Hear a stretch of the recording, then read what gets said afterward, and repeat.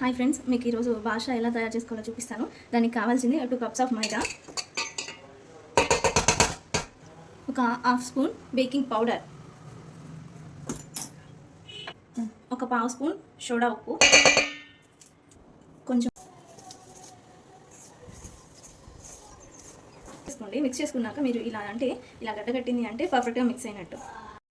ఇందులోకి ఒక పావు కప్పు పెరుగు వేసుకోండి. ఈ పెరుగు మరీ పుల్లగా ఉండకూడదు, మరీ అది ఇప్పటికిప్పుడు తోడేసింది అయ్యి ఉండకూడదు, మీడియంగా ఉండాలి.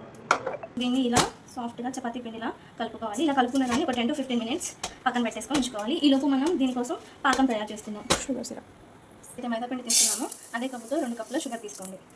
తీసుకొని రౌండ్గా చేసుకోండి. మరీ ప్రెస్ చేసినట్టుగా కాకుండా నార్మల్గా రౌండ్గా చేసుకొని మీకు ఏ సైజులో కావాలో ఆ సైజులో చేసేసుకొని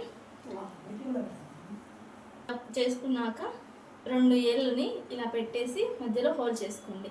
మీకు ఇలా పగుళ్ళు అలాంటివి అనిపించినవి వాటిని అలానే ఉంచండి. పాకం అనేది లోపల వరకు వెళ్ళి మంచిగా ఉంటుంది. అలా చేసుకోండి.